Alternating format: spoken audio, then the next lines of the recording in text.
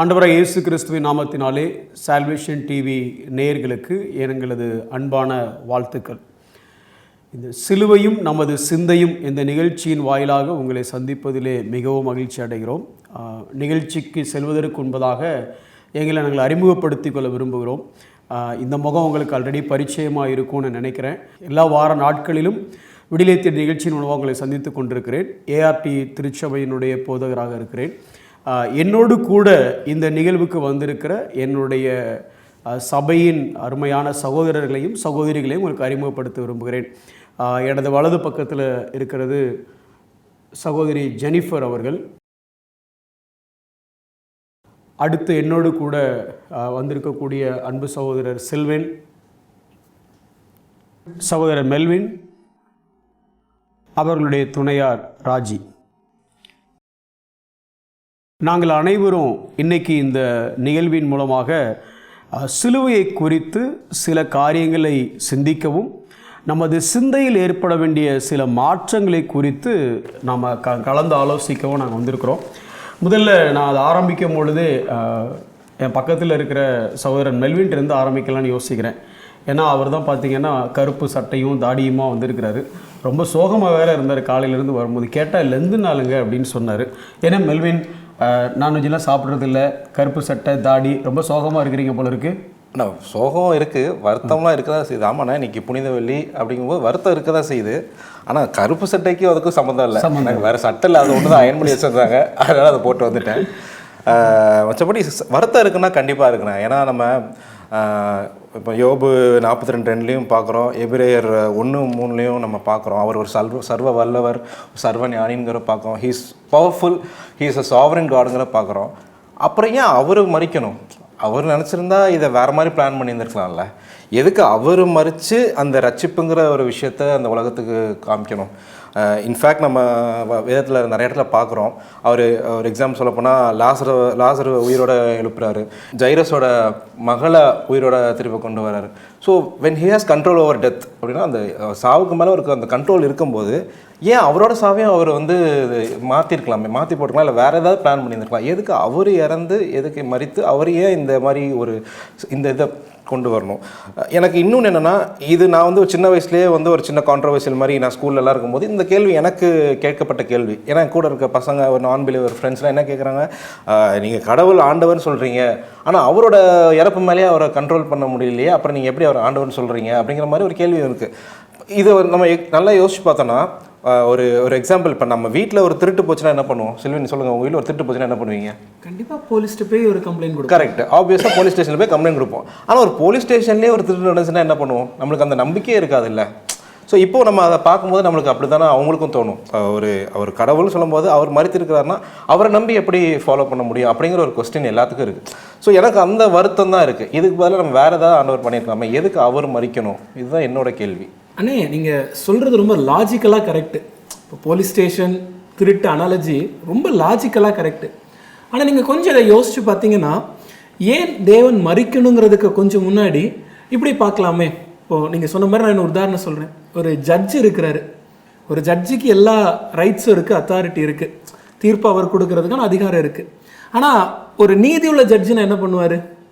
அவன் தப்பு செஞ்சுருந்தா அவனுக்கு தண்டனை கொடுப்பாரு, தப்பு செய்யலைன்னா விடுதலை செய்வார். இல்லைப்பா, நான் நல்ல ஜட்ஜி, அதனால அவன் குற்றவாளியாக இருந்தாலும் சரி நான் நல்லவர்ல, அதனால் அவனை விடுவிச்சிறேன் அப்படி சொன்னோன்னா அந்த ஜட்ஜை நம்ம நல்லவர்னு சொல்லுவோமா? கண்டிப்பாக மாட்டோம். அதுதான் நம்ம புரிஞ்சிக்க வேண்டிய விஷயம். கடவுள் உண்மையாகவே சர்வ வல்லவர். அவரால் நிச்சயமாக எல்லாவற்றையும் செய்ய முடியுமானா முடியும், அதில் டவுட்டே கிடையாது. ஆனால் அதே நேரத்தில் அவர் நீதி உள்ளவருங்கிறது நம்ம மறந்துடக்கூடாது. தேவனுடைய ஒவ்வொரு குணாதிசயங்களையும் 100% அது பூரணமாக இருக்குது. எந்த இடத்துல அதில் மாறுபாடே கிடையாது. ஏன் இந்த மரணம் அப்படி நம்ம யோசித்தோன்னா, கொஞ்சம் நமக்கு தெரிஞ்சபடி வேதத்தில் பார்த்தோன்னா இதோட அடிப்பட்ட பிரச்சனை என்ன, இந்த ரூட் ஆஃப் தி இஷ்யூன்னு சொல்லுவோம்ல, பிரச்சனை என்னென்னா பாவம். வேதம் தெளிவாக சொல்லுது, பாவத்தின் சம்பளம் மரணம். அப்போது இந்த பாவத்துக்கான தண்டனை, இந்த பெனால்ட்டி ஆஃப் சின், அந்த பாவத்துக்கான தண்டனையாக ஒரு மனிதன் மரித்தே ஆகணும். அது எப்படி சொல்லலாம்னா, மொத்த உலகத்தோட பாவத்துக்காக மொத்த உலகமும் அந்த மரணத்தை பார்க்குறதுக்கு பதிலாக ஒரு மனுஷன், இயேசுவானவர், அந்த மரணத்தை ஏற்றுக்கொண்டார். இதுதான் அங்கே நடந்துச்சு. அதுக்காக தான் அந்த மரணம் நடந்துச்சுங்க நம்ம பார்க்குறோம். ஒருவேளை இப்படி கேட்டாலும் உங்களுக்கு சிலருக்கு இப்படி தோணும், அது எப்படி சார், மொத்த உலகம் பாவம் பண்ணிடுச்சு, ஒரு மனுஷன் மரிச்சா மட்டும் அது எப்படி ஈடுகட்ட முடியும்னு நினைப்போம். இப்போ ஒரு உதாரணத்துக்கு சொல்கிறேன், இப்போ என்னால் ஒரு 30 கிலோ இல்லை 40 கிலோ தூக்க முடியும். இல்லை நீங்களும் கண்டிப்பாக தூக்குவீங்கன்னு ஒரு நம்பிக்கையில் சொல்லிட்டேன். ஓகே, இப்போது நீங்கள் ஒரு 30 கிலோ, நீங்கள் ஒரு 30 கிலோ, நம்ம எல்லாரும் சேர்ந்தாலும் ஒரு 100-110 கிலோ தூக்கணும் வைங்களேன், இல்லை 150 கிலோ வச்சுப்போம் மேக்ஸிமம். ஆனால் அதே நேரத்தில் ஒரு மனுஷன், இப்போ வேர்ல்டு சாம்பியனாக இருக்கிற ஜூலியஸ் ஜான்சன் என்பவர் என்ன பண்ணுறாருன்னா, அவரால் 510 கிலோ பெஞ்ச் ப்ரெஸ் தூக்க முடியும் ஒரு மனுஷனால். நம்ம 5 பேர் சேர்ந்து கூட அதில் பாதி கூட தூக்கலை. நம்ம மொத்த வெயிட்டே அவ்வளோ இருக்கும். அப்போ அந்த மனுஷனை பாருங்களேன், நம்ம 5 பேர் சேர்ந்து நம்ம வெயிட்டை தாண்டி அவர் தூக்கிடுறாரு. இந்த மொத்த உலகத்தின் பாவத்தையும் ஒரு மனுஷனால் இயேசுவால் ஏன் சுமக்க முடிஞ்சதுன்னா, அவர் மனுஷன் மட்டும் இல்லை, அவர் பரிசுத்த மனிதன், அவர் பூரணமான மனிதன். இது எப்படி சொல்லலாம், மொத்த மனுஷனின் பாவத்தை விட அந்த ஒத்த மனுஷகுமாரனின் நீதி ரொம்ப அதிகம் சார். அதனால தான் நடந்துச்சு. அதான் ரோமர் 5:19 சொல்லுது, அந்த ஒன் மேன்ஸ் ரைச்சஸ்னஸ், அந்த ஒரு மனிதனால் நமக்கு எல்லாருக்கும் இன்றைக்கி விடுதலை கிடச்சிது, நீதி கிடச்சிது. அந்த நீதியை நிலைநாட்டுவதற்காக அவர் மரித்தார். அதனால தான் இன்றைக்கி சிலுவை நம்முடைய வாழ்வில் மீட்பு.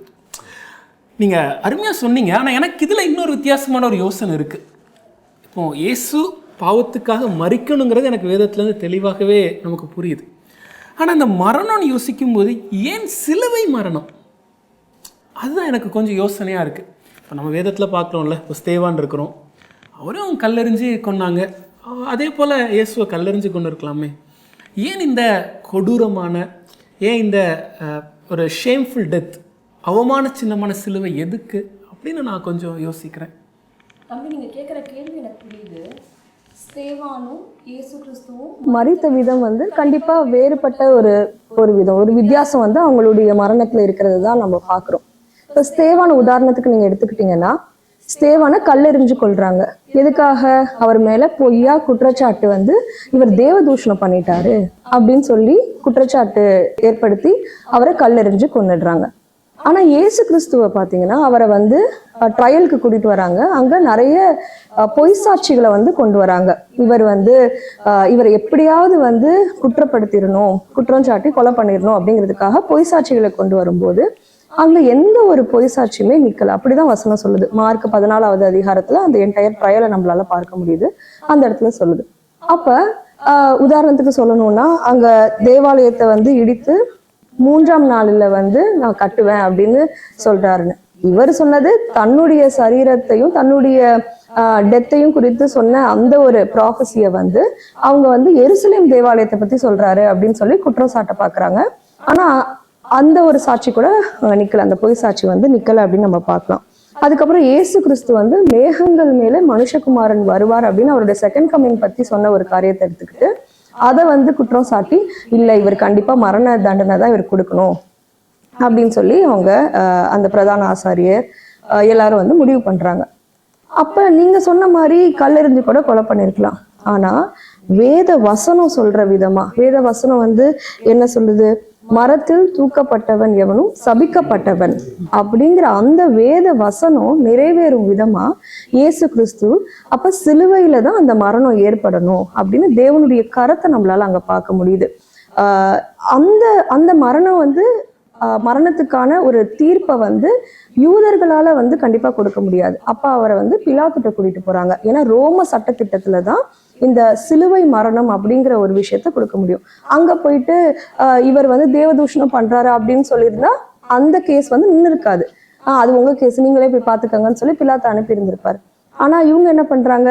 இவர் யூதனுடைய ராஜான்னு சொல்றாரு, ஆனா எங்களுக்கெல்லாம் ராயன் தான் ராஜா அப்படின்னு அங்க ஒரு சித்தரிப்பை உண்டாக்கி இவர் வந்து இந்த ரோம அரசுக்கு எதிராக வந்து செயல்படுறாரு, இவர் ஒரு தேச துரோகிங்கிற விதமா அவரை போர்ட்ரே பண்ணி அவரை வந்து இந்த சிலுவை மரணத்துக்குள்ள வந்து அவங்க வந்து உட்படுத்துறத வந்து நம்ம பார்க்குறோம். அதுக்கப்புறம் பிலாத்துவும் வந்து ரோம சட்டப்படி அவருக்கு சிலுவை மரணம் தான் தண்டனைங்கிறத சொல்றாரு. இதனாலதான் இவர் வந்து சிலுவை மரணம், இயேசு கிறிஸ்து சிலுவை மரணத்தை வந்து எதிர்கொள்றத நம்ம வேதத்துல வாசிக்கிறோம். தம்பி ரொம்ப கரெக்டுக்கா. நீங்க ரோம ராஜ்யம்னு சொன்னீங்க இல்லையா? ஸோ ரோம சாம்ராஜ்யம்னு நம்ம சொல்றப்ப நம்ம ஒரு விஷயத்த என்ன மறந்துடக்கூடாதுன்னா, இதுக்கு மேல தேவ சாம்ராஜ்யம்னு ஒண்ணு இருந்தது. தேவனோட கரம் இந்த சிலுவை மரணத்துல இருந்ததை நம்ம மறந்துடக்கூடாது. இப்ப நீங்க சொன்ன மாதிரி மரத்தை பத்தி நீங்க சொன்னீங்கல்ல, ஸோ பேசிக்கா அந்த சிலுவை மரணம் அப்படின்னு வரப்ப ரெண்டு காரியம் இருக்கு. மரம், அது கூட சேர்ந்து ரத்தம், இதையும் நம்மளால பார்க்க முடியுது. இப்ப நம்ம பார்த்தோம்னா நம்ம யாத்திராகமம் 12 பாசோவர் பத்தி நம்ம பார்க்கிறோம் இல்லையா? அப்ப என்ன பண்றாங்க, ஒரு ஆட்டுக்குட்டியை வெட்டி அதோட ரத்தத்தை எடுத்து மரத்தாலான நிலை கால்கள்ல பூசுறத நம்மளால பார்க்க முடியுது. அதே போல நம்ம யோவான்ல யோவான் 3 இயேசு கிறிஸ்துவே என்ன சொல்லியிருக்காரு அப்படின்னா, வனாந்தரத்துல சர்ப்பம் உயர்த்தப்பட்டது போல மனுஷகுமாரனும் உயர்த்தப்பட வேண்டும் அப்படின்னு அவர் சொல்றாரு. இந்த இன்சிடென்ட் ஆப்வியஸா நம்ம எல்லாத்துக்கும் தெரியும் இல்லையா? வனாந்தரத்துல போறப்ப இஸ்ரேலியரை சர்ப்பமானது கடிக்க ஆரம்பிக்குது. அப்ப ஆண்டவர் என்ன சொல்றாரு, ஒரு கோலை நிப்பாட்டி அதுக்கு மேல வெண்கல சர்ப்பத்தை தொங்க விட சொல்றாரு. அதை பாக்குறவங்க காப்பாற்றப்படுவாங்க அப்படிங்கிறத நம்மளால பார்க்க முடியுது.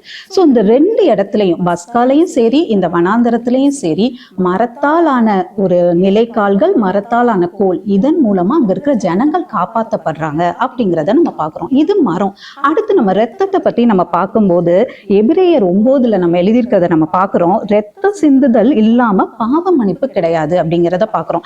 இது பேசிக்கா லேவியராகமம் 17வது அதிகாரத்துல இருந்து ரெஃபர் பண்ணப்பட்ட ஒரு காரியமா இருக்குது.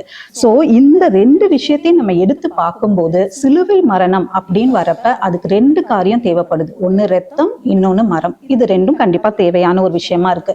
இன்னொரு விஷயம், நம்ம சிலுவை மரணத்துல பார்க்கும்போது இதை எக்ஸ்க்ரூஷியேட்டிங் அப்படிங்கிற ஒரு வார்த்தையை யூஸ் பண்றாங்க. அது என்ன அப்படின்னு பார்த்தோம்னா, ரொம்ப அதிகமான, ரொம்ப கொடூரமான ஒரு பெயின் உள்ள ஒரு டெத்தா கூட அவங்க இதை சொல்றாங்க. ஸோ நம்ம பார்த்தோம்னா நம்ம ஏசாயா தீர்க்கதரிசி எழுதின புத்தகத்துல ஏசாயா 53 அவர் இந்த மரணத்தை பத்தி சொல்லியிருப்பாரு.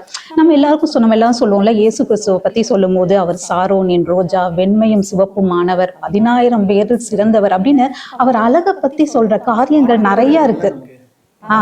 பாட்டு கூட இருக்கு. சோ அப்படி நம்ம அவரோட அழகை விவரிக்கிற காரியங்கள் நிறைய இருக்கிறப்ப ஏசாயா 53 ஆனா என்ன சொல்லியிருக்காரு, இந்த சிலுவை மரணத்தை பத்தி அவர் கோட் பண்றப்ப என்ன சொல்லியிருக்காருன்னா, நாம பாக்குறதுக்கு விரும்பத்தக்க ரூபம் அவருக்கு இல்லாது இருந்தது. அதாவது நம்ம பாக்குறதுக்கான ஒரு எந்த விதமான ஒரு அழகுமே அவர்கிட்ட இல்லாம இருந்தது. அப்படி ஒரு கொடூரமான காட்சி அவர் அளித்தார் அப்படிங்கிறத நம்மளால வாசிக்க முடியுது. ஸோ அப்படிப்பட்ட ஒரு கொடூரமான மரணமா தான் இந்த சிலுவை மரணமானது இருக்குது. எதுக்காக இந்த மரணம்? நம்ம சிலுவை ஏற்கனவே சொன்ன மாதிரி நம்ம எல்லாரோட பாவத்துக்கான ஒரு மன்னிப்பா இந்த மரணம் இருக்குது அப்படிங்கிறத நம்ம பார்க்க முடியுது. ஸோ இப்போ நம்ம இது பார்க்குறோம், இந்த மாதிரி இதுக்காக தான் சிலுவை மரணம் அப்படின்னு நம்ம பார்க்குறோம். ஆனால் எனக்கு இதில் ஒன்று தான், எதுக்காக ஆண்டவர் 4000 வருஷம் அதை வெயிட் பண்ணோம்? இதுதான் அவரோட பிளான் அப்படின்னு இருக்கப்ப என் பாவம் வந்துச்சா அடுத்த நாளே இதை ஆண்டவர் செஞ்சிருக்கலாம்ல, எதுக்காக ஒரு 4000 வருஷம் இதுக்கு வெயிட் பண்ணியிருக்கணும் அப்படிங்கிறது தான் எனக்கு இருக்கிற ஒரே ஒரு சந்தேகம். ஏமா உங்க குடும்பமே கேள்வி கேட்குற குடும்பமா இருக்கும் போல இருக்கு. அதுவும் கொதர்க்கமாவே கேட்பீங்க உங்களுக்கு. அவர் என்னடான்னா ஏன் செத்தாரு அப்படின்னு கேட்டாரு, நீங்க என்னடான்னா அது உடனே செஞ்சிருக்க வேண்டியதானே அப்படிங்கிறீங்க. சரி சொல்லுங்க. இல்லை இப்போ தான் என் மனைவி இவ்வளோ புத்திசாலித்தனமாக பேசுதுன்னு பார்த்தேன். ஆனால் இப்படி ஒரு கேள்வியை கேட்டியம்மா. சரி பரவாயில்ல, நானே வீட்டு பிரச்சனை அது சொல்லுங்க. இல்லை இது நானே தீர்த்து வைக்கிறேன் உனக்கு. இது ஏன் 4000 வருஷம் அப்படின்னு கேட்டால், உண்மையிலே மக்கள் ரட்சகர்னா யார், சர்வ வல்லவர்னா யார் அப்படிங்கிறத ஒழுங்காக புரிஞ்சுக்கல. வேதத்தை கரெக்டாக படிச்சிருந்தாங்கன்னா இந்த இது புரிஞ்சிருக்கும். இன்னொன்று என்ன சொல்லப்போனால், இயலாமை, மக்களோட இயலாமை, அவங்களுக்கு இன்னெபிலிட்டி. சொல்லப்போனால் காடோட thought it's beyond our imagination. நம்ம யோசிக்கிற, நம்ம காட்டி நம்ம யோசிக்கிறத அந்த இதுக்கு கூட எட்டாத அளவுக்கு காட் யோசிப்பாங்க. ஸோ நம்மளுக்கு அதெல்லாம் யோசிச்சு பார்த்தா நமக்கு எதுவுமே புரியாது. பட் நான் உனக்கு அதை ஆனால் இன்னும் கிளாரிஃபை பண்ணுறேன் பாருங்களேன். நம்ம ரோமர் 5வது அதிகாரம் 6வது வசனத்தை பார்த்தா குறித்த காலத்தில் அப்படின்னு இருக்கு. It means appointed time. So இது நான் ஒரு எக்ஸாம்பிளோட சொல்கிறேன். அப்பாயிண்டட் டைம்னா எப்படி சொல்கிறேன்னா, ஒரு நல்ல நேரம் அப்படிங்கும்போது ஒரு கரெக்டான விஷயம் நடக்கும். நல்ல நேரம்னா இல்லை அந்த அளவுக்கு போகணும். இல்லை நல்ல நேரம் அப்படின்னா இட் ஆல்வேஸ் டேக் டைம். இப்போ நான் பிப்ளிக்கலாக கரெக்ட் நான் பிப்ளிக்கலாக இல்லைன்னா ஒரு வேர்ல்ட்லி பெர்ஸ்பெக்டிவ்ல நான் எப்படி சொல்கிறேன்னா, இப்போ ஒரு எக்ஸாம்பிளுக்கு ஒரு சேட்டலைட் ராக்கெட் லான்ச் பண்ணுறாங்க அப்படின்னா, லான்ச் பண்ணுறதுக்கு முன்னாடி என்ன பண்ணுவாங்க, எல்லாமே ரெடி பண்ணுவாங்க, அதுக்கான எல்லா ஆயத்தமும் பண்ணுவாங்க, அதோட கிரவுண்ட் ஒர்க் எல்லாம் பண்ணுவாங்க. அதுக்கப்புறம் என்ன பண்ணுவாங்க, 10 வச்சு போய்ட்டு அப்படின்னு சொல்ல மாட்டாங்க, அதுக்கு டைமர் வச்சுருப்பாங்க. கண்டிப்பாக கவுண்ட் டவுன் போடுவாங்க, மீடியாவை கூப்பிடுவாங்க, ப்ரெஸ் கூப்பிடுவாங்க. அட்லீஸ்ட் ஒரு 3 மாதம் அந்த மாதிரி ஒரு கேப் இருக்கும். ஏன்னா அது அந்த நாட்டோட நிறைய விஷயங்கள் அதில் இருக்கும். அதை மாற்றுற மாதிரி இன்ஃபேக்ட் சொல்லப்போனால் அவங்களோட அந்த வளத்தை பற்றி ஆராய்ச்சி பண்ணுறதும் சரி, அவங்களோட அந்த எக்யூப்மெண்ட்ஸ், வெப்பன்ஸை பற்றி இன்னும் நிறைய விஷயங்கள் அதில் அடங்கியிருக்கு. எல்லாத்தோட முக்கியம் போகிற இடத்துக்கு போகணும், கடலை இல்லை அதான் சொல்கிற வரேன். ஸோ அப்பாயிண்டட் டைம்னு ஒன்று இருக்குது. ஸோ ஒரு வந்தால் கூட மாற்றி வச்சிடறாங்க. கண்டிப்பாக. ஸோ இதுவே இந்த ஒரு உலகத்தில் நடக்கிற ஒரு சின்ன விஷயத்துக்கே இவ்வளோ இதை அவங்க பார்த்து பண்ணும்போது கடவுளோட மரணம், அந்த காடோட டைம் அப்படின்னு பார்க்கும்போது அது வந்து ஒரு நல்ல விஷயம். நீங்கள் யோசிக்கலாம், எப்படி இது நல்ல விஷயம், கடவுளை இயேசு சிலுவையில் அறைஞ்சிருக்காங்க, but it's a good news. I mean it's God's plan, it's a master plan. அப்படிங்கும்போது இதுக்கு வந்து இட் டேக் டைம். அந்த 4000 வருஷம் இதுக்கு தான் ஆச்சு. இன்னொன்று விஷயம் சொல்கிறேன் பாருங்கள், அந்த 4000 வருஷம்னா பாவ மன்னிப்புங்கிற ஒரு விஷயம் நம்ம இங்கே கண்டிப்பாக இங்கே இதில் நம்ம பார்க்குறோம். பாவ மன்னிப்புங்க பார்க்கும்போது அங்கே வந்து ஒரு பலியால் வேணும், ஒரு பலிடுறதுக்கு ஒரு இது வேணும். இன்னொன்று என்ன, அது எப்படி முடியும்னா ரத்தத்தினால் மட்டும்தான் முடியும். ஸோ அதனால அந்த 4000 வருஷத்துக்கு அப்புறம் இயேசு சிலுவையில் அறையப்பட்டாருன்னு நம்ம பார்க்குறோம். ஆனால் அந்த 4000 வருஷத்துக்கு அப்புறம் டேரெக்டாக சிலுவையில் அறையப்பட்டார், அங்கே தான் சாக்ரிஃபைஸ், இந்த பலியிடுறது அதெல்லாம் பார்க்குறோமானா இல்லை. அதுக்கு முன்னாடி ஆண்டவர் நிறைய இடத்துல ஒரு ட்ரைலர் மாதிரி அங்கே காமிச்சிட்டே வர்றாரு. எப்படின்னு பார்த்தா ஆதாமேவாள் காலத்துலேருந்து அங்கே ஒரு மிருகத்தை பலியிடுறாங்க, அதுக்கப்புறம் ஆபேல் பலியிடுறாங்க, அதுக்கப்புறம் பார்த்தா இவங்களே சொன்னாங்களே அந்த பஸ்கா பண்டிகையாக இருக்கட்டும், வெங்கல சர்ப்பமாக இருக்கட்டும். ஸோ இதில் நம்ம ஒவ்வொரு அந்த விஷயத்தை காமிச்சிட்டே தான் வர்றார் ஆண்டவர். ஸோ ஃபைனலாக தான் அந்த ஒரு மெயின் பிக்சரை நம்ம பார்க்குறோம். அப்போ அந்த ஆதாம் ஏவாள் பலியிடப்பட்ட அந்த மிருகம் வந்து இயேசுவை தான் குறிக்குதா? கண்டிப்பாக இது வந்து எல்லாமே ஒரு ட்ரெய்லராக தான் காமிச்சிட்டு வராங்க. ஸோ ஃபைனலாக நம்ம அந்த மெயின் பிக்சரை பார்க்குறோம். இன்னொரு முக்கியமான விஷயம் நம்ம என்னன்னு பார்க்குறோன்னா, இந்த 4000 விஷயம் ஏன் எடுத்தாங்க ஆச்சு அப்படின்னு பார்க்குறோன்னா, ஸோ நம்மளோட அந்த கிரேட் கமிஷன் சொல்லப்படுறது என்னது, சுவிசேஷத்தை அறிவித்தல், sharing the good news. So அதை நம்ம பார்க்கும்போது இந்த விஷயத்தை வெளியே எப்படி கொண்டு போக முடியும், ஒரு ப்ராப்பரான ஒரு ரோடு இருக்கணும், ஒரு சிஸ்டமேட்டிக் அந்த ரோடு இருக்கணும், எல்லாமே பர்ஃபெக்டாக இருக்கணும். ஸோ அதை பண்ணுறதுக்கு அந்த கவர்மெண்ட் கரெக்டாக இருக்கணும், எல்லாமே பர்ஃபெக்டாக இருக்கணும். அந்த உலகத்திலே அந்த நாடு பெஸ்ட்டு நாடாக இருக்கணும், அந்த கவர்மெண்ட் பெஸ்ட்டு கவர்மெண்ட்டாக இருக்கணும். ஸோ எல்லாம் பார்க்கும்போது அந்த ரோம அரசாங்கத்தை பற்றி நம்ம பார்க்குறோம். அந்த ரோம அரசாங்கத்தில் அப்போ தான் அந்த ரோடெலாம் நீட்டாக எல்லாம் இது பண்ணுறாங்க, எல்லா இடத்துக்கும் ரீச்சபிளாக இருக்கிற மாதிரி அவங்க ரோடு போடுறாங்க. பழமொழி கூட சொல்லுவாங்களே, every road leads to Rome அப்படின்னு சொல்லுவாங்க. கரெக்ட்ண்ணா. ஸோ அந்த மாதிரி எல்லாமே பர்ஃபெக்டாக நினைக்கிறேன். இன்ஃபேக்ட் சொல்ல போனால் அந்த லாங்குவேஜ், அந்த கிரீக்குங்கிற லாங்குவேஜ் வந்து எல்லாரும் தெரிகிற மாதிரி அவங்க பார்க்குறாங்க. ஸோ இதெல்லாம் பண்ணும்போது தான் அந்த சுவிசேஷத்தை வெளியே கொண்டு போக முடியுங்கிறது ஒரு பெரிய முக்கியமான விஷயம். இதில் இன்னொரு முக்கியமான விஷயம் என்னென்னா, இப்போ நம்ம ஊரில் வந்து ஒரு மேக்ஸிமம் தண்டனை, ஒரு நம்ம தேசத்துக்கு விரோதமாக ஒரு தப்பு பண்ணுறனா என்ன தண்டனை கொடுப்பாங்க? மரண தண்டனை, தூக்கு தண்டனை, அந்த மாதிரி இருக்கும். ஆனால் அந்த ரோம அரசாங்கத்தில் பார்த்தீங்கன்னா என்ன பார்க்குறோன்னா, சிலுவை மரணம் தான் ஒரு கொடூரமான மரணம், ஒரு எக்ஸ்ட்ரீம் பனிஷ்மெண்ட் அப்படின்னு பார்த்தோம்னா, ஒரு தேச துரோகம் பண்ணாங்கன்னா அந்த சிலுவை மரணம். ஸோ இதுக்கு எல்லாத்துக்கும் it's not a just like that, it did happen, it's a master plan by our master. So அதை தான் நான் சொல்ல வரேன். That's why it took 4000 years. ரொம்ப சூப்பராக சொன்னீங்க மெல்வின். ஆக்சுவலாக காட் ஒரு sovereign and is a very good orchestrator, ஒரு அழகான ஒருங்கிணைப்பாளர் அப்படின்னு நம்ம பார்க்கல. இருந்து ஆதியாகமம் அந்த முதல் மனிதனை படைத்த உடனே அங்கே ஒரு மிருகம் பலியிடப்படுகிறது. அங்கே இருந்தே சொல்ல வர்றார் அந்த செய்தியை, முழு மனிதனுக்கும் புரியக்கூடிய அளவுக்கு சொல்லி ஓரளவுக்கு தெரிந்ததுக்கு அப்புறம் அதை ஓப்பன் அப் பண்ணுறதை பார்க்குறோம். ஸோ இப்போ இதில் முழுக்க நீங்கள் சொல்லும் போது எனக்கு இதில் ஒரு விஷயம் என்ன அப்படின்னா, ஆனால் எனக்கு இன்னும் ஒரே ஒரு டவுட். சொல்லுங்கள். இப்போ இதில் நம்ம 4000 வருஷம்னு பார்த்துட்டோம். ஆனால் இந்த 4000 வருஷம் ஆச்சு, அந்த பாவ மன்னிப்பு அதெல்லாம் பார்க்குறோம்ல. ஆனால் அந்த எக்ஸிஸ்டன்ஸ் ஆஃப் சின் அப்படிங்கிறது வந்து நம்ம இன்னும் வரைக்கும் பார்த்துட்டு தானே இருக்கிறோம். அது வந்து அதோட முடிஞ்சு போச்சா, 4000 வருஷத்தோட முடிஞ்சு போச்சானா இல்லை. இன்ஃபேக்ட் ஜீசஸே வந்து இட்ஸ் ஃபினிஷ்ட் அப்படின்றாரு, முடிந்தது, எல்லாம் முடிந்தது அப்படின்றாரு. ஆனால் இப்போ கிறிஸ்தவத்திலே நிறைய பேர் பாவம் பண்ணுறவங்களாம் இருக்க தானே செய்கிறாங்க. அது எப்படி அப்படின்னா? அப்போ நீங்கள் என்ன கேட்க வரீங்க அப்படின்னா, இது பாவ நிவாரண பலி, பாவத்திற்கான பலி, அப்போ இப்போ பாவம் இருக்கக்கூடாதுல்ல, முடிஞ்சிடுச்சுன்னா அப்படின்னு. கரெக்ட். அதுக்கு நம்ம இப்போ உடனே டேக் ஆஃப் ஆகணும் பரலோகத்துக்கு. இல்லை, பாவமே இல்லாத இடத்துக்கு போகணுன்னா நம்ம அங்கே தான் போகணும். சரி, இது பேசிக்காக இதனுடைய பின்னணி என்னன்னு சொல்கிறேன் பாருங்களேன். நம்ம ஏற்கனவே செல்வின்னு சொன்ன மாதிரி பாவத்துக்கு தண்டனையாக தான் தேவன் வந்தார், அப்படின்னு மனிதனாக வந்தார் அப்படின்னு பார்க்குறோம். பாவத்தினுடைய பிரசன்ஸ் ஆஃப் சின்னு சொல்லும் பொழுது ரோமர் 5வது அதிகாரம் 12வது வசனத்தை பார்க்கும் பொழுது மொத்த உலகத்துக்கு முன்னே பாவம் ஆயிடுச்சு. ஸோ மொத்த உலகமும் பாவம், இது பிரசன்ஸ் ஆஃப் சின்னு சொல்கிறோம். ரெண்டாவது பாவம் அப்படின்னாலே நீங்கள் சொன்னீங்க ரத்தம் சிந்துதல் இல்லாமல். ஏன் ரத்தம் சிந்தணும்? பேசிக்காக அந்த பாவத்திற்கான ஒரு பரிகாரத்தை தேடி போகிறோம். ஏன் பரிகாரத்தை தேடி போகிறோம்? அது தேடி போனால் ஒரு தண்டனையில் போய் முடியுங்கிறதுக்காக தான். ஸோ அதுதான் பெனால்ட்டி ஆஃப் சின் அப்படிங்கிறாங்க. இப்போ பாவத்தோட நீங்கள் சொன்னீங்க உச்சகட்டமான தண்டனை, அரசாங்க விரோதமான தண்டனை அப்படின்னா மரணம் அப்படின்னு சொன்னோம். பாவத்தினுடைய விளைவு மரணம் தான். அப்போ பாவத்தினுடைய பெனால்ட்டி, அந்த பாவம் செஞ்சதுக்கான தண்டனை மரணம் அப்படிங்கிறோம். சரி, இதை தாண்டி வரும்போது இந்த பாவத்துடைய வல்லமை அப்படின்னு ஒரு காரியத்தை சொல்ல வராங்க. Power of sin. அதாவது என்ன சொல்லணும்னா, இதே ரோமரில் நீங்கள் 5வது அதிகாரம் 14, 17, 21 வாசிச்சிங்க அப்படின்னா, இந்த பாவம் ஏதோ நம்மளை பாவம் செய்ய மட்டும் வைக்கல, நம்மளை ஆட்டி படைக்குது அப்படின்னு இருக்குது. பாவம் ஆண்டு கொண்டது அப்படின்னு இருக்குது. அப்போது இன்றைக்கி தேவன் இந்த உலகத்துக்குள்ளே வந்த உடனே மனுஷனாக வந்து என்ன பண்ணாருன்னா, பாவத்திற்கான தண்டனையை காலி பண்ணிட்டார். என் மேலே விழ வேண்டிய ஆக்கினை தீர்ப்பு அவர் மேலே விழுந்துச்சு. சரி, இப்போ பெனால்ட்டி போயிடுச்சு. 2வது பவர்னால் என்ன? இதுக்கு மேலே பாவத்தின் பிடியில் நான் இல்லை, பாவம் நாட்டி வைக்க முடியாது இனிமேல்.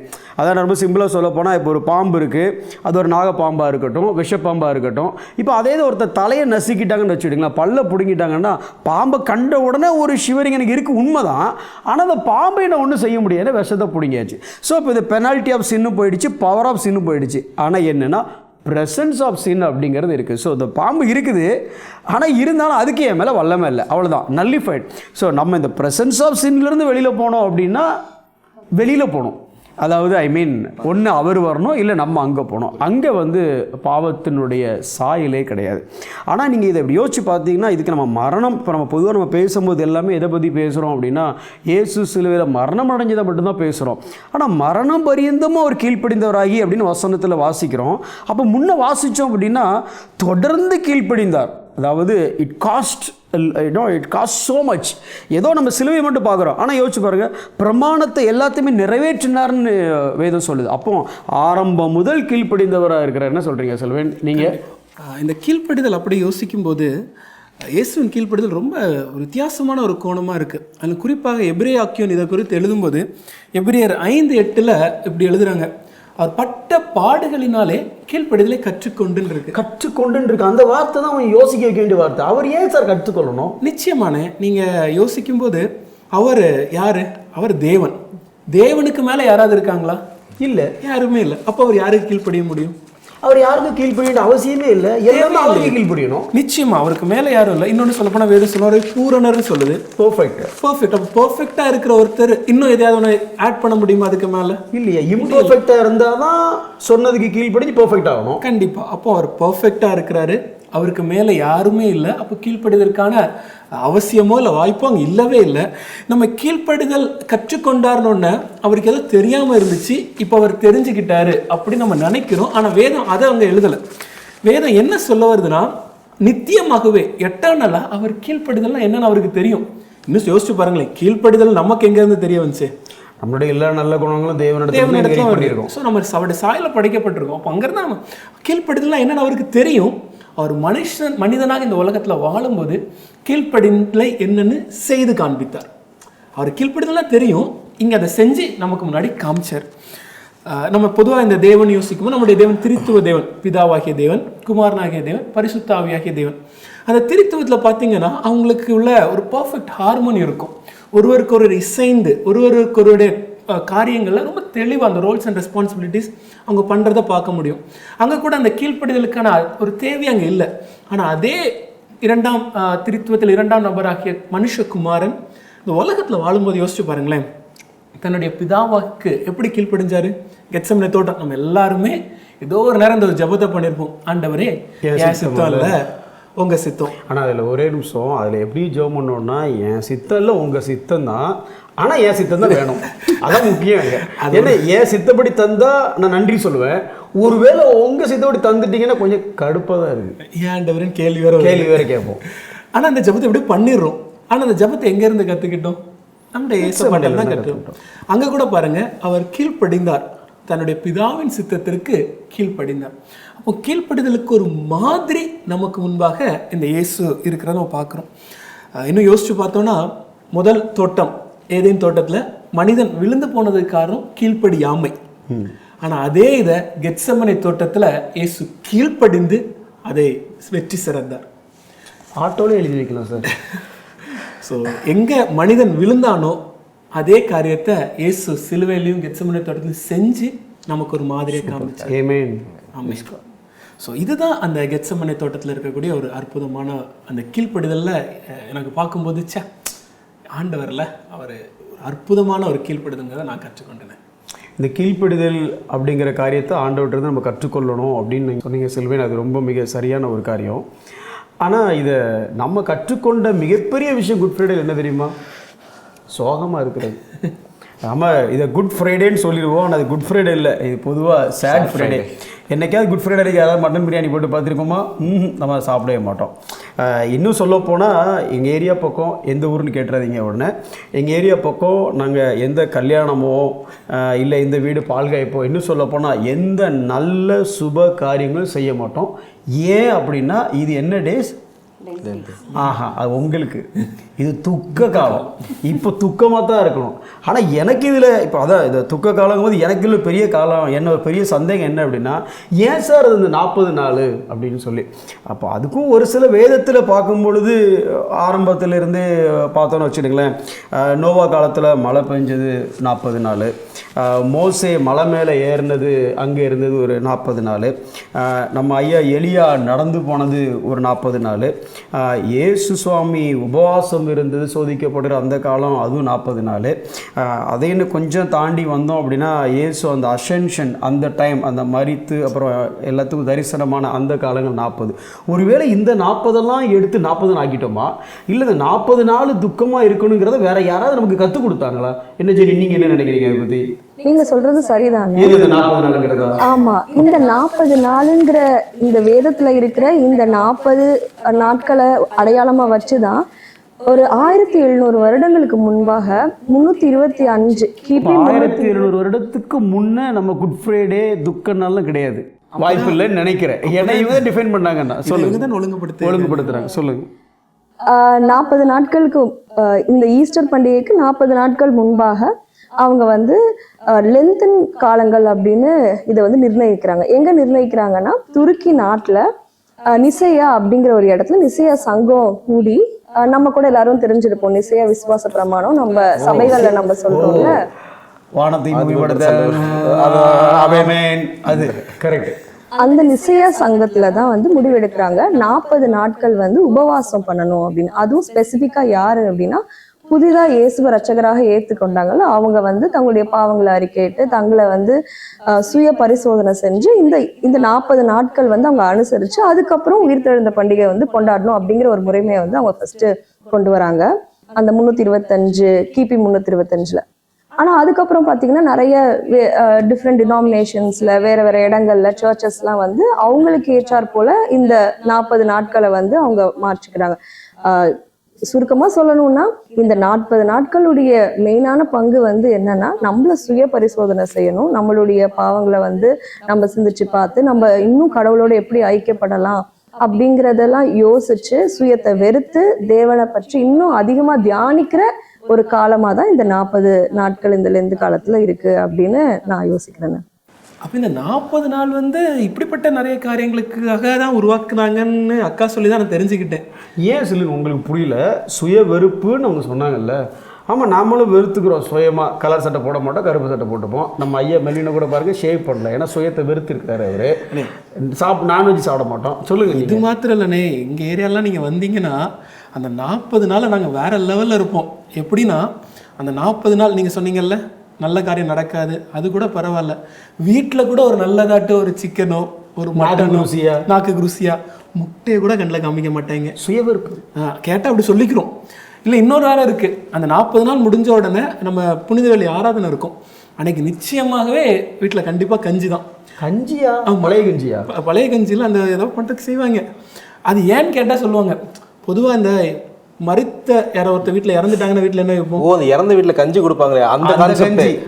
அன்னைக்கு ஆண்டவர் இறந்துருக்காரு, இன்னைக்கு நமக்கு வேற கஞ்சி அப்படின்வாங்க. இது எங்கள் ஊரில். கொஞ்சம் மேலே போய் எங்கள் நண்பர் ஊரில் போயிட்டா அங்கே எப்படின்னா மாவு பிடிச்சி கொடுப்பாங்க. அப்படி இன்னொரு சகோதரி வீட்டுக்கு போனால் நீங்கள் யோசிக்கணும் செல்வன், கஞ்சி கொடுத்தாங்க ஏன்னா ஆண்டவர் இறந்துட்டாருங்க சோகத்தில். பட் மாவை நீங்கள் கனெக்ட் பண்ணணும்ல, அதை விட்டுட்டீங்களே. மாவு ஏன்னா யூதர்கள் அன்னைக்கு கடைசியாக மறிக்கிறதுக்கு முன்னே பிரெட் பிச்சு கொடுத்தாரு பார்த்தீங்களா, அந்த மாவு. ஆனால் இங்கே மாவு இன்னும் கொஞ்சம் இன்னொரு ஊரில் பார்த்தீங்கன்னா பிரெட்டே கொடுப்பாங்க. அதில் வேற என்னன்னா அந்த பிரெட்டுக்கு மேலே ஒரு சின்ன சிலுவையை வரைஞ்சிருப்பாங்க. அமெரிக்கா அந்த மாதிரி இல்லை, நம்ம பண்ணுக்கு மேலே ஒரு சிலுவை கேட்டால் ஹாட் கிராஸ் பன். இங்கே நம்ம ஊர்லேயே நடக்குது. நம்ம தமிழ்நாட்டுக்குள்ளே தான் இருக்குது. ஸோ ஒவ்வொரு ஊர்லேயும் அவங்க ஒன்றுன்னு வச்சுக்காங்க. பொதுவாக என்னென்னா ஆண்டவர் சிலுவையில் நிறைய காரியங்களை செஞ்சார். ஆனால் நமக்கு அதில் மரணம்னு ஒரே ஒரு காரியத்துக்காக சரி அவர் மரிச்சிட்டாரு, துக்கமாக இருப்போம், துக்கத்துக்காக இப்படியெல்லாம் நிறைய விஷயத்த நம்ம செஞ்சுட்டு இருக்கிறோம். ஆனால் இதில் எதுவும் பிரயோஜனம்னு இருக்க மாதிரி எனக்கு தெரியல. என்னப்பா இப்படி கோவத்தில் இருக்காங்கன்னு நினைக்கிறேன். என்னப்பா நீங்க இப்படி சொல்லிட்டீங்க? நம்ம ஊர்கள்ல பாத்தீங்கன்னா இந்த 40 நாள்ல சர்ச்ல அவ்வளோ ப்ரேயர் மீட்டிங்ஸ் நடக்கும், அவ்வளோ மீட்டிங்ஸ் இந்த 40 நாட்கள் நடக்குது. விசுவாசிகள் சேர்ந்து வராங்க, ப்ரே பண்றாங்க, எவ்வளோ நல்ல காரியங்கள் நடக்குது. அதே மாதிரி நீங்க சொன்னீங்க நான்வெஜ் சாப்பிட மாட்டாங்கன்னு. ஆனா இதுக்கு பின்னாடி ஒரு நல்ல விஷயம் இருக்கிறத நீங்க மறந்துட்டீங்க செல்வன். இல்லைண்ணா, ஆக்சுவலி இது எதுக்காக ஆரம்பிக்கப்பட்டது அப்படிங்கறத நம்ம பார்க்கணும். ஆமா சாப்பிட்றது இல்லதான், ஆனா இந்த நான்வெஜ் சாப்பிடாதது, ஈவன் இதுக்கு மேல பூ கூட சிலர் வைக்க மாட்டாங்க தெரியுமா சில குடும்பங்கள்ல. எங்க ஏரியால எல்லாம் அந்த 40 நாள் வந்து சர்ச்சில் ஒருத்தருமே போய்க்க மாட்டாங்க. அது எதுக்கு அப்படின்னா சந்தோஷம் இல்ல. ஸோ இதெல்லாம் எதுக்கு அப்படின்னா இதுக்கு பின்னாடி சில நல்ல காரியங்கள் இருக்குங்கிறத நம்ம மறந்துடக்கூடாது. ஆக்சுவலி இந்த மாதிரி காரியங்கள்லாம் செய்யாம, அதாவது நான்வெஜ் சாப்பிடாம இருக்கிறது, பூ வைக்காம இருக்கிறது, இதுக்காக செலவு பண்ற பணத்தை சுயவெறுப்பு காணிக்கை அப்படின்னு எடுத்து வச்சு ஆலயத்துல வந்து கொடுப்பாங்க. ஆலயத்துல அந்த காணிக்கைய கஷ்டப்படுற மக்களுக்கு ஹெல்ப் பண்றதுக்கு யூஸ் பண்ணுவாங்க. இப்படி ஒரு அடிப்படையில தான் இந்த காரியங்கள்லாம் அந்த 40 நாள்ல கொண்டு வரப்பட்டது. ஸோ இது எல்லாத்துக்கும் பின்னாடி இந்த மாதிரி ஒரு நல்ல காரியங்களும் இருக்குங்கிறத நம்ம மறந்துடக்கூடாது. இப்படி ஒரு அப்பாவே பிள்ளையா இருக்கேம்மா. எனக்கு என்னன்னா, எனக்கு இப்போதான் தோணுது, எனக்கு இது இவங்க சொல்லும் போது தான் எனக்கு ஒன்று தோணுது. இதே மாதிரி தான் போன வருஷம் இந்த லென்த் டேஸில் தான் நம்ம தெரிஞ்ச ஒருத்தர் அவர் வந்து கேட்டார், என்ன பிரதர் ஃபாஸ்டிங் இருக்கிறீங்களா? இல்லை, எனக்கு வந்து என்ன ரொம்ப கில்ட்டி ஆச்சு. அவர் ஃபாஸ்டிங் இருக்காங்க, ஐயோ நம்ம வேறு இல்லையே அப்படின்னா, ஃபாஸ்டிங் இருக்கிறீங்களா அப்படின்னா, இல்லை நீங்கள் அவங்க ஃபாஸ்டிங் இருக்கிறாங்க, சாயந்தரம் தான் சாப்பிடுவாராம், நான்வெஜ் சாப்பிட மாட்டேன்னாரு. கேட்டால் சர்ச்சுக்கு போகிறேன், ப்ரேயர் போகிறேன் அப்படின்னா. ஆனால் அந்த 40 நாள் எனக்கே ரொம்ப இன்ஸ்பைரிங்காக இருந்துச்சு அவரை பார்க்கும்போது. ரொம்ப உண்மையிலே அவரை பார்த்துட்டு அவரை மாதிரி இருக்கணும் அப்படின்னு தான் நான் யோசித்தேன். அப்புறம் ஈஸ்டருக்கு அப்புறம் அவரை பார்த்தேன். அப்புறம் தான் தெரியுது அவரோட சுய ரூபம் என்னங்கிறது. தலைவர் வந்து கட்டிங் போட்டால் தான் தூங்கவே செய்வார் போல. அவர் என்ன நினச்சிட்றாங்கன்னா, இந்த 40 நாள் பெர்ஃபெக்டாக இருந்தால் மிச்சம் இருக்கிற 325 நாள் அவங்க வந்து ரொம்ப சந்தோஷமாக, நம்ம எந்த பிரச்சனையும் இல்லாமல், அது வந்து ஒரு என்ன சொல்கிற ஒரு பாஸ் மாதிரி, இந்த 40 நாள் இருந்துட்டோம், என்ட்ரி பாஸ் வாங்கி முடிஞ்சது அப்படிங்கிற மாதிரி தான் இருக்கிறாங்க. ஸோ இந்த மற்ற புறமதத்துலேயும் ஒரு சில நாட்கள் அவங்க சில காரியங்களை செய்யாமல் இருக்கிற மாதிரி நம்மளும் கொண்டு வந்துட்டோம். கரெக்ட், அந்த மாதிரி தான் இப்போ இவங்களும் பண்ணிட்டு இருக்காங்க. எனக்கு என்னன்னா, இதை வந்து நான் பார்க்கும்போது இட் பிகேம் எல்லாமே ஒரு ரிச்சுவல், ஒரு சடங்காச்சாரமாக மாறிட்டு இருக்கு ஒழிய இது வந்து ஒரு ரிலேஷன்ஷிப் வித் காட் இருக்கான்னு கேட்டால் இல்லை. நம்ம இப்போ இதில் வேதத்தில் பார்க்கும்போது கூட கலாத்தியர் 2:16 பார்க்கும்போது, நியாயப்பிரமாணத்தின் கிரியையினாலே எந்த மனுஷனும் நீதிமான் ஆக்கப்படுவதில்லை அப்படின்னு போட்டிருக்கு. இது எங்கே எழுதுறாங்கன்னா, ஜென்டைல்ஸ்க்கும் ஜூஸ்க்கும் பால் எழுதுறாரு. ஆனால் அது இன்னொரு முக்கியமான விஷயம் பார்த்தீங்கன்னா, அங்கே யாருக்கு ஜென்டைல் ஜூஸ் மட்டும் இல்லை, அங்கே ஒரு முக்கியமான நபர் இருக்கிறாரு, பேதுரு ஒரு தப்பு பண்ணும்போது அவர் எவ்வளோ பெரிய ஆள், பாலோட அவர் தான் சீனியர், அவரே கிரிட்டிசைஸ் பண்ணி எழுதுறாருன்னா அவர் எந்த அளவுக்கு இங்கே அதை எம்ஃபசைஸ் பண்ணி அதை சொல்கிறாருன்னு நம்ம பார்க்குறோம். ஸோ அதுதான் இப்போ நானும் இங்கே சொல்ல வரேன். என்னன்னா, இட்ஸ் நாட் அபவுட் உபவாசம் இருக்கிறது மட்டும், இல்லை வந்து கரெக்டாக அந்தந்த டைமுக்கு நான் இது இருக்கிறது, ஐ மீன் நான்வெஜ் சாப்பிடாமல் இருக்கிறது மட்டும் இல்லை. இது வந்து நம்ம லைஃப் லாங் அதை ஒரு நம்ம முன்னேற்றம், நம்ம ஆண்டவருக்குள்ளே எந்த அளவுக்கு வளர்றோங்கிறத பார்க்குறோம், எந்த அளவுக்கு நம்ம லைஃப்பில் மாற்றம் ஏற்படுதுங்கிறத நம்ம பார்க்கணும். ஸோ இது வந்து ஒரு கிரியையினால் மட்டும் இல்லாமல் ஆண்டவருக்கும் நம்மளுக்கும் இருக்கிற உறவு எந்த அளவுக்கு முன்னேறுதுங்கிறத மட்டும் தான் நம்ம இங்கே பார்க்கணும். சூப்பர். இந்த உறவு அப்படின்னு சொல்லும் போது ரொம்ப முக்கியமான வார்த்தை. Christianity is not based on rituals, but Christianity is based on the relationship with God. நம்மளும் என்ன பண்ணிட்டோம் அப்படின்னா, நம்மளை சுற்றி இருக்கிற மக்களை பார்த்து அவங்க என்ன ரிச்சுவல்லாம் பண்ணுறாங்களோ அதுக்கு ஏற்ற மாதிரி நம்மளும் ஏதாவது மேப் பண்ணி அப்படியே ட்ராவல் பண்ண ஆரம்பிச்சிடும். அதனால தான் அந்த 40 நாள் விரதம் அப்படிங்கிற மாதிரி போயிடுச்சு. இது கொஞ்சம் எளிதாக இருக்கனால இங்கே பண்ணிடுறோமோ, அதை அப்படி படக்குன்னு ஓப்பனாக சொல்ல முடியாது மிஸ்டர் செல்வன். இப்போ அவங்க கூட சண்டை போட்ட ஒருத்தரை நீங்கள் மன்னிக்கணும் அப்படின்னு சொன்னால் எவ்வளோ கஷ்டம். ஆனால் நீங்கள் மதியம் பிரியாணி சாப்பிடக்கூடாதுன்னு சொன்னால் அது ஈஸி, இன்றைக்கி ஒரு நாள் சாப்பிடாமல் போயிடலாம். சுய வெறுப்பு, அக்கா சொன்னாங்கல்ல, சுய வெறுப்பு, ஒரு 150 ரூபா உண்டியல்லையும் போட்டுடலாம். சொல்கிறதுனால இதெல்லாம் நான் கிரிட்டிசைஸ் பண்ணுறீங்கன்னு நினைக்காதீங்க, நான் கிரிட்டிசைஸ் பண்ணல, இதெல்லாம் நல்ல விஷயந்தான், நல்லது. ஆனால் we should go beyond that. It is not about rituals, but it based on the relationship. இப்போ நான் அந்த ரிலேஷன்ஷிப்னு சொல்லும் போது நீங்கள் யோசிச்சு பாருங்களேன், தேவன் இந்த உறவுகளுக்கு ஒரு அடையாளத்தை ஏற்படுத்துகிறார். எப்படி இந்த உலகத்திலே முதலாக உருவாக்கப்பட்ட உறவு என்பது திருமண உறவு அல்லது குடும்பம் என்கிற கட்டமைப்பு. The very first institution that God has ever made is the family. அப்போ அங்கேயும் பார்த்தீங்கன்னா கணவன் மனைவி குழந்தை அப்படின்னு கணவன் மனைவியை தான் ஆண்டவர் எஸ்டாப்ளிஷ் பண்ணுறாரு. இப்போ ஒரு கற்பனையாக தான் சொல்கிறேன். ஆதாமை ஏவாளையும் ஆண்டவர் படைச்சிட்டு நீங்கள் இந்த மாதிரி கணவன் மனைவியை வாழணும்னு சொல்லி முடிக்குமா ஆண்டவர் மனசில் ஒரு எண்ணம் தோண்டிருக்கும். என்னதான் அன்பு காட்டுன்னு சொல்லி கொடுத்தாலும் அந்த பையன் ஒழுங்காக அன்பு காட்ட மாட்டான். மெல்வின் நீங்கள் யோசிச்சேன் நம்மளது டார்கெட் பண்ணுறாங்க அங்கே ஆண்டவர் மனதில் இருந்துக்கலாம். கற்பனையாக நான் சொல்ல வரேன். ஆதாமுக்கு என்னதான் கற்றுக் கொடுத்தாலும் மனைவியை நேசின்னு கற்றுக் கொடுத்தாலும் இவன் நேசிக்க மாட்டான் ஒழுங்கா. அதை வேற ஆதாம் உடனே ப்ரூவ் பண்ணிட்டான். பார்த்தீங்களா எப்படி ப்ரூவ் பண்ணதுமா? எம்மா நீ புத்திசாலி பொண்ணு நினச்சேன், நீ பாட்டுக்கு சாரி நான் உங்களை சொல்ல எனக்கு தெரியும். நீங்கள் புத்திசாலி பொண்ணு நினச்சேன், நீ பாட்டு பழத்தை எடுத்து பறித்து நீயும் சாப்பிட்டு அவரையும் கொடுத்த உடனே ஆதாம் ஒரு கமெண்ட் பண்ணார் பாருங்களா. அது வரைக்கும் என் எலும்பில் என் மாம்சத்தில் மாம்சம் இப்போ சார் நீங்கள் கொடுத்த பொண்ணு தான் சார் எனக்கு எடுத்துருச்சு அப்படின்னார். அப்போது ஆதாமுக்கும் முழுமையாக அன்பு கூற தெரியல. அப்போது இயேசு மணவாளனாக இருந்து சபை மணவாட்டியாக இருந்து இந்த மணவாட்டியாகிய சபையை மணவாளன் எப்படி அன்பு கூறணுங்கிறத ஒரு மாடலாக கூட காமிக்கிறார். என்ன சொல்லி நீங்கள் ஏதோ முறைச்சி பார்க்குறீங்க? ஏதாவது இல்லை? எனக்கு ஒரு சந்தேகம். அது தெரிஞ்சுது, சொல்லுங்க. நீங்க சொல்றத பார்த்தா இயேசு கிறிஸ்து காலத்துக்கு முன்னாடி வந்த எந்த ஒருத்தரும் ஒழுங்கான ஒரு ஹஸ்பண்டா இல்லைங்கிற மாதிரி இருக்கு. உதாரணத்துக்கு இப்போ ஆப்ரஹாம், ஐசக் இவங்களாம் நல்ல கணவர்களாக தானே இருந்தாங்க. நல்ல கணவர்கள் தான்.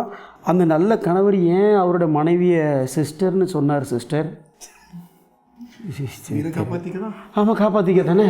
நான் இந்த வழியாக தப்பிச்சு பஸ் ஸ்டாண்டுக்கு வந்துடுறேன், நீ இருந்தால் அந்த வழியாக வா, சேர்ந்து ஒன்றா போயிடலான்னு ஏன் சொன்னார்?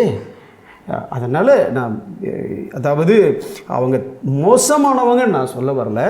ஆனால் கிறிஸ்து அன்பு கூறுற அந்த கணவன் மனைவி அன்பு கூறுறதுல ஒரு நாட்ச் அன்கண்டிஷனல் லவ்ங்கிறத இன்ட்ரடியூஸ் பண்ணாரு அப்படின்னு நான் சொல்ல வரேன். ஆனா நீங்க அன்கண்டிஷனல்னு சொன்னனால நான் கேட்கிறேன். இப்ப ஹோசியா இல்லையா, ஹோசியாவை நம்ம எடுத்துக்கிட்டப்ப ஆண்டவர் சொன்னார்னு ஒரு விபச்சார ஸ்ரீயை கூட கல்யாணம் செய்யறதுக்கு அவர் ரெடியா இருந்தாரு. கல்யாணமும் பண்ணி ஒரு நல்ல ஹஸ்பண்டாவும் அவர் இருந்தாருன்னு பாக்குறோம்ல. இது ஒரு அன்கண்டிஷனல் லவ் மாதிரி தானே. நீங்க சப்போர்ட் பண்ணி தான் ஆகணும். இப்போ எனக்கு அதில் ஒரே ஒரு டவுட்டு, ஓசியா தீர்க்கதரிசி அந்த அம்மாவை லவ் பண்ணி கல்யாணம் பண்ணாரா? ஆண்டவர் சொன்னாருன்னு அதான் முக்கியம். ஆண்டவர் சொல்லாம ஒரு விபச்சார ஸ்திரியை ஓசியாவால திருமணம் பண்ணிருக்க முடியுமா? அவர் ஆண்டவரின் வார்த்தைக்கு கீழ்ப்படிந்தார்னு எடுத்துக்கலாமே தவிர அவளை நேசித்ததினால் அவர் திருமணம் பண்ணி ஆண்டவர் சொன்னால் நேசிச்சார், அதில் இல்லைன்னு சொல்ல வரல. ஆனால் அதுக்கு முன்னே ஒரு கண்டிஷன் இருந்துச்சு. என்ன அப்படின்னா ஆண்டவர் சொன்னார். இப்போ நான் அதாவது ஓசியாவையோ இல்லை ஆபரகாமையோ ஈசாக்கையோ நான் தப்பான கணவர்கள் சொல்ல ஏதாவது பிரச்சனை இழுத்து விட்டுறாதீங்க. ஆக்சுவலாக என்ன சொல்ல வரேன்னா ஒரு கணவன் மனைவியை எப்படி நேசித்து தன்னையே பலியாக கொடுத்து கரைதிரை இல்லாதவளாக மனைவியை உருவாக்கணுங்கிற காரியத்தை கூட இது சிலுவை தான் நமக்கு கற்றுத்தருகிறது அப்படிங்கிறது தான் நான் சொல்ல வரேன். அண்ணே நீங்கள் சொன்னதை பார்த்தோன்னா இந்த திருமணத்தை கூட கடவுள் இவ்வளோ அருமையாக இந்த சிலுவையில் நம்ம கற்றுக் கொடுத்துட்டாருன்னா இதை விட பெருசாக இந்த உலகத்தில் வாழ்கிறதுக்கு நமக்கு வேறு எதுவுமே வேண்டாம் போலையே.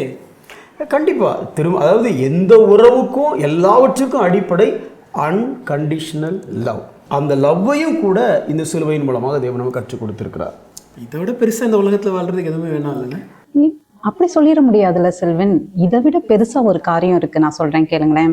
இந்த சிலுவை மரணத்தின் மூலமா நம்மளுக்கு எல்லாத்துக்கும் ஒரு ஸ்பெஷலா ஒன்று கொடுக்கப்பட்டிருக்கு. அது என்னன்னா ஆண்டவரை தேவனை நம்மளால டைரக்டா அணுகிறதுக்கான ஒரு பாக்கியம் நம்ம எல்லாருக்கும் கொடுத்துருக்குன்னு நம்மளால பார்க்க முடியுது. இப்ப பாத்தீங்கன்னா முன்னாடி காலத்துல எல்லாம் ஆரோன் மூலமா தான் இஸ்ரேலியர்லாம் ஆண்டவரை பார்த்தாங்க. ஆரோன் தான் நடுவுல நின்னாரு அப்படின்னு நம்ம பாக்குறோம் இல்லையா. ஆனா இப்ப நம்மளுக்கு ஆண்டவர்கிட்ட டைரக்ட் ஆக்சஸ் கொடுத்துருக்கு. இதுதான் நம்ம எபிரேயர் 4:14, எபேசியர் 2:13-18 எல்லாம் வாசிக்கிறோம். நான் எபேசியர் 2:18 வாசிக்கிறேன் பாருங்களேன். பிதாவினிடத்தில் சேரும் ஸ்லாக்கியத்தை அவர் மூலமாய் பெற்று இருக்கிறோம் அப்படிங்கிறத நம்மளால வாசிக்க முடியுது. சோ ஆண்டவரை டைரக்டா ஆக்சஸ் எனக்கு ஒருத்தர் நடுவுல நின்று ஆண்டவர்கிட்ட போய் எதுவும் சொல்லணும் இல்லை. நான் எனக்கு ஏதாவது வேணுமா நான் ஆண்டவரை டைரக்டா ஆக்சஸ் பண்ணலாம். அப்படிப்பட்ட ஒரு ஸ்லாக்கியம் ஒரு பாக்கியம் நம்ம எல்லாத்துக்கும் இந்த சிலுவை மரணம் மூலமா கிடைச்சிருக்கு. ஏன்னா இங்க நம்மளுக்கு இயேசு கிறிஸ்துவே ஒரு பிரதான ஆசாரியரா இருக்கிறார். எனக்கு இன்னொரு ஆசாரியர் இப்ப தேவையில்லை. சோ அவர் மூலமா நான் ஆண்டவரை நல்லா அணுக முடியும். ஆனா எனக்கு என்னன்னா வசனம் இவ்வளவு தெளிவா சொல்லியும் ஒரு வருத்தப்படக்கூடிய காரியம் என்னன்னா, இன்னைக்குமே நம்ம கிறிஸ்துவ உலகத்திலேயே பலருமே வந்து நிறைய பெரிய பெரிய ஊழியக்காரங்களை மூலமா ஆண்டவரை வந்து அணுகிறதுக்கு பாக்குறாங்க. அதாவது பெரிய பெரிய கூட்டங்கள் வரக்கூடிய மினிஸ்டர், கூட்டம் அதிகமா இருக்கிறவங்க, இப்படி சொல்லலாம், இன்னைக்கு ட்ரெண்டுக்கு நிறைய லைக்கு,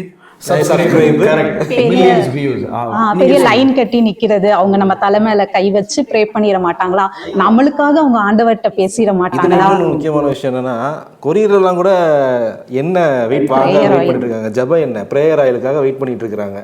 இது அந்த எண்ணெய் போட்டா என்ன? ஆமா, எல்லாமே எது அந்த எண்ணெய் இருந்தா போதும், என்ன வேணாலும் பண்ணலாம். நம்ம எண்ணெய் வச்சு என்ன வேணாலும் பண்ணலாம். அந்த எண்ணெயை வச்சு நம்ம மேல சிலுவை போட்டு நம்ம ப்ரே பண்ணா அது நடக்கும் அப்படிங்கிற நம்பிக்கையா இருக்கட்டும். அதுக்கப்புறம் அந்த மாதிரி பெரிய ஊழியக்காரங்களோட ஒரு கர்ச்சிஃபாட் நம்மளுக்கு கிடைக்காதா அப்படின்னு எங்குற கூட்டம்லாம் இன்னைக்கு இருக்கிறத நம்மளால பார்க்க முடியுது. ஸோ இப்போ இதெல்லாம் நம்ம பார்க்கும்போது என்ன தோணுது, ஒரு ஊழியக்காரர் மீடியேட்டர் ஆகுறாரு, ஒரு கர்ச்சிஃப் மீடியேட்டர் ஆகுது, ஒரு ப்ரேயர் ஆயில் கொரியர்ல வந்தது ஒரு மீடியேட்டர் ஆகுது அப்படிங்கிறதெல்லாம் நம்ம பார்க்குறோம். ஆனா வசனம் நம்மளுக்கு என்ன தெளிவா சொல்லுது அப்படின்னா, ஆண்டவரை நம்மளால டைரக்டா அணுக முடியும் அப்படிங்கிறத வசனம் சொல்லுது.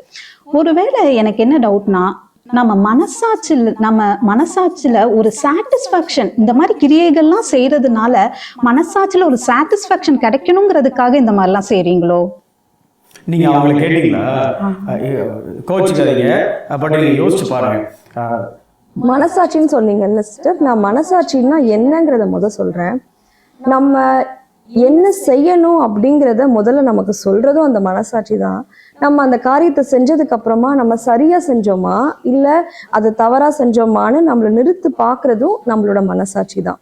அந்த மனசாட்சி கிறிஸ்தவர்களுக்கு மாத்திரம் இல்ல, நான் பிலீவர்ஸ்க்கு கூட, கடவுளையே தெரியாத மனுஷங்களுக்கு கூட இருக்கு அப்படின்னு தான் பவுல் வந்து ரோமர் 2வது அதிகாரத்துல வந்து அவர் சொல்லியிருக்காரு. அப்ப கிறிஸ்தவங்களுக்குன்னா நல் மனசாட்சி அப்படின்னு சொல்லி அவர் சொல்லியிருக்காரு. நல் மனசாட்சி அப்படின்னா என்ன?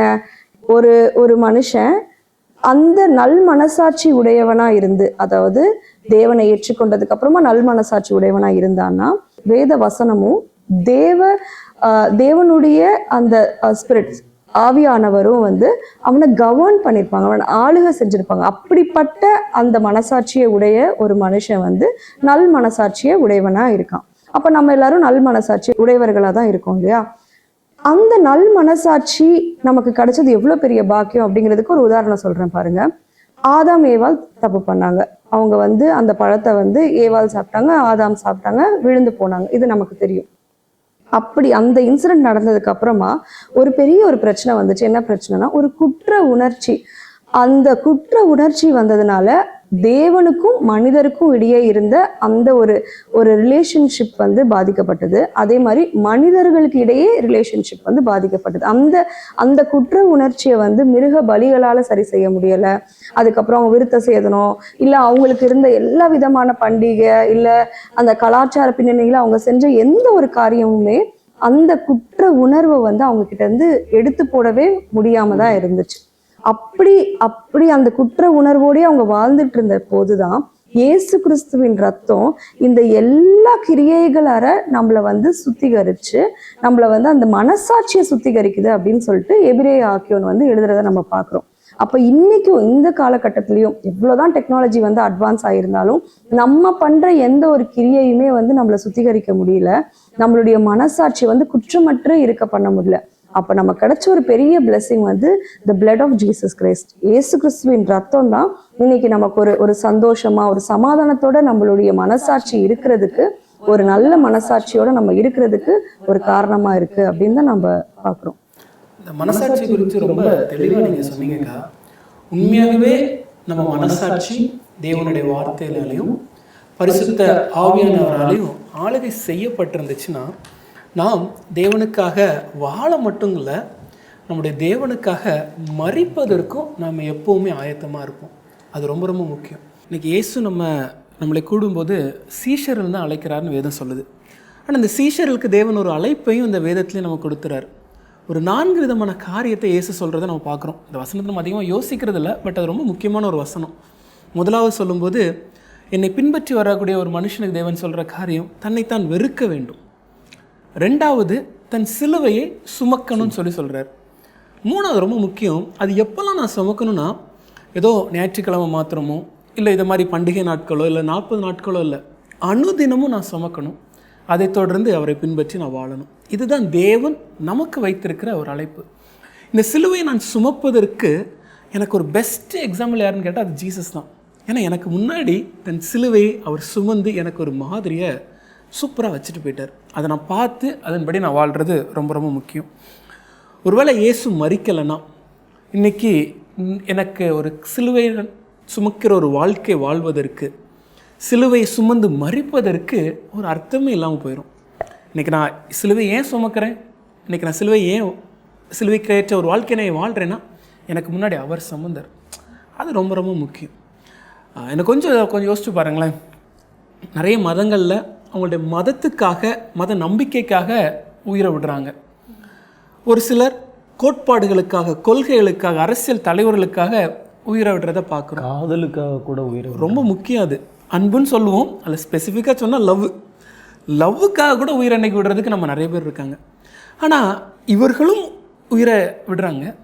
தேவனை நம்பி மெய்யான தேவனாக இயேசுவை பின்பற்ற நாமும் சிலுவை சுமந்து மரிக்கிறதுக்கும் ஆயத்தம்னு சொல்கிறோம்.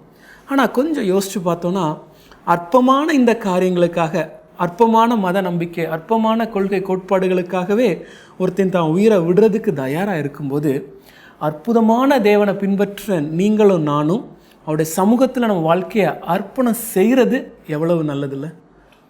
அதை நம்ம யோசித்து பார்க்கணும். அவர் அற்புதர். ஆகவே நம்மளுடைய அர்ப்பணம் எவ்வளவாக இருந்தாலும் அவருக்கு அது நிகரும் இல்லை, அவருக்கு அது தகும். அதை நம்ம யோசித்து பார்க்கணும். இதை நம்ம யோசிக்கும்போது வேதத்தில் இந்த சிலுவை காரியங்கள்லாம் பார்க்கும்போது ரொம்ப முக்கியமான ஒரு நபர்னால் அது கண்டிப்பாக பேதுரு. 3 முறை தேவனை மறுதலித்தார்.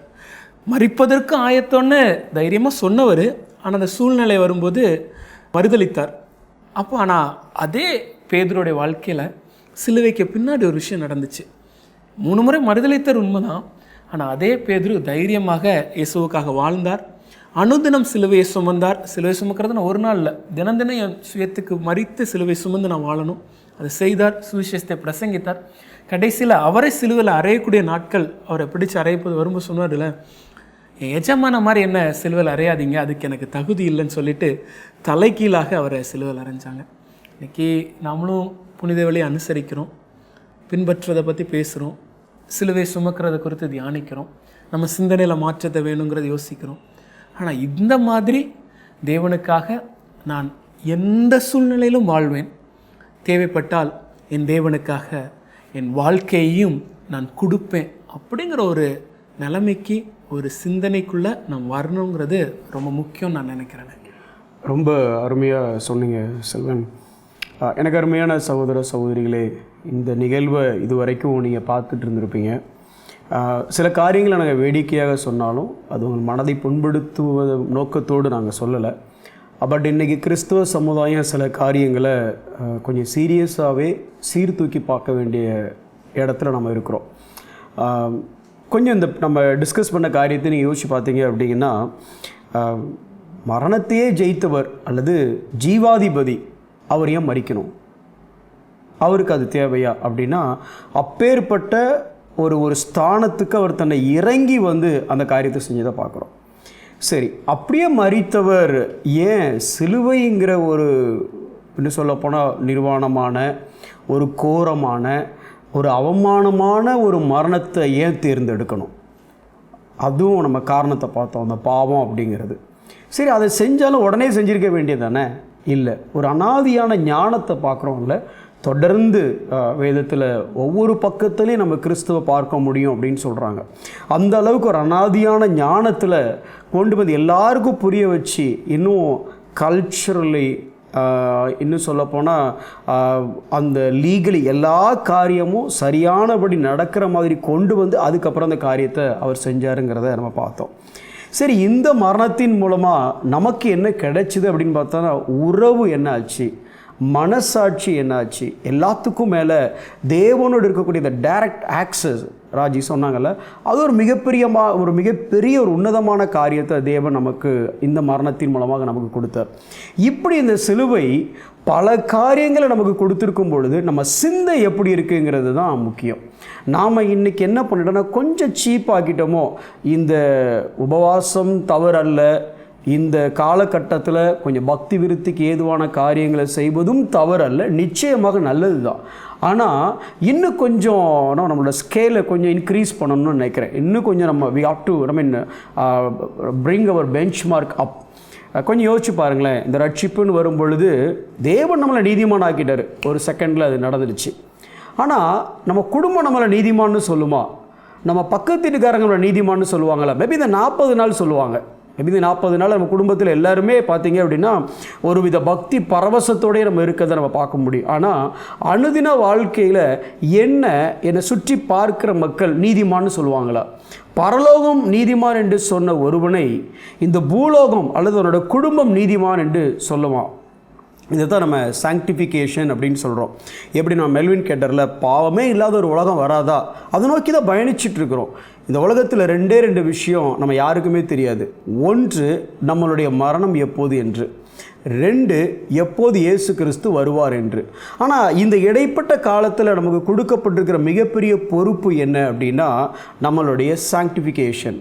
அதாவது நீங்கள் ரோமர் புத்தகத்தை படித்து பார்த்தீங்கன்னா 7 அதிகாரம் வரைக்கும் படிச்சுக்கிற ஒரே ஒரு இடத்துல தான் பரிசுத்த ஆவியானவர் அப்படிங்கிற பதத்தை பயன்படுத்தி இருக்கிறத பார்க்க முடியும், 1வது அதிகாரத்தில்.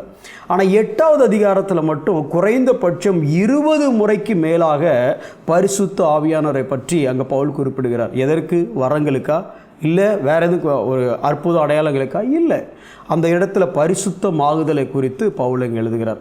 மேபி இந்த காலகட்டத்தில் நம்ம யோசிக்க வேண்டிய ஒரு காரியம், இந்த 40 நாள் மட்டும் நான் பரிசுத்தவானாக வாழ்கிறேன்னா, இல்லை நாள்தோறும் ஜீவனுள்ள நாளெல்லாம் ஒரு பரிசுத்த வாழ்க்கையை நான் வாஞ்சிக்கிறேனா? ஏன் இப்பேற்பட்ட காரியத்தை பிலிப்பியர் 2வது அதிகாரம் 9 முதல் 11 வசனங்களை வாசிக்கும் பொழுது, எப்பேற்பட்ட தேவன் எனக்காக எப்பேற்பட்ட காரியத்தை செய்தார். அப்பேற்பட்ட தேவனுக்கு சகோதரர் சில்வின் சொல்கிற மாதிரி அனுதினமும் சிலுவையை எடுத்துக்கொண்டு என்னுடைய கடைசி நாள் வரைக்கும் அவரை நான் பின்பற்ற தயாராக இருக்கிறேனா? அப்படி என்னுடைய மனம் புதிதாக இருக்கிறதா? இந்த சிலுவையை குறித்து சிந்திக்கும் பொழுது என் சிந்தை மறுரூபம் ஆகிறதா? அதுதான் யோசிக்கணும். ரோமர் 12:1 பார்க்கும் பொழுது, do not conform to the world. இந்த உலகத்துக்கு ஒத்த வேஷம் தெரியாமல் நாமளும் இந்த புறஜாதி மாதிரி 40 நாள் நான் தப்பாக சரியாக நான் சொல்ல வரல, நாமளும் அவங்கள மாதிரி 40 நாள் நல்லவனாக இருந்துட்டு 41வது நாள்லேருந்து இல்லை, வேண்டாம். அனுதின வாழ்க்கையும் ஆண்டவருக்கு பிரியமான வாழ்க்கையாக நம்ம வாழுவோம். அப்படி நம்ம திருச்சபையை சார்ந்த இன்னும் சொல்லப்போனால் ஊழியங்கள் எல்லாரும் இதை அதிகமாக முன்னிறுத்தணும் என்கிறது மாத்திரம்தான் அந்த நிகழ்ச்சியினுடைய நோக்கம். இந்த மாற்றம் நிறுவனத்திலிருந்து ஆரம்பிப்பதை விட நம்மிலிருந்து ஆரம்பிக்கட்டும். கண்களை மூடி நாம் ஜெபிப்போம். அன்புள்ள ஆண்டவரே, இந்த நல்ல தருணத்திற்காக நன்றி செலுத்துகிறோம்.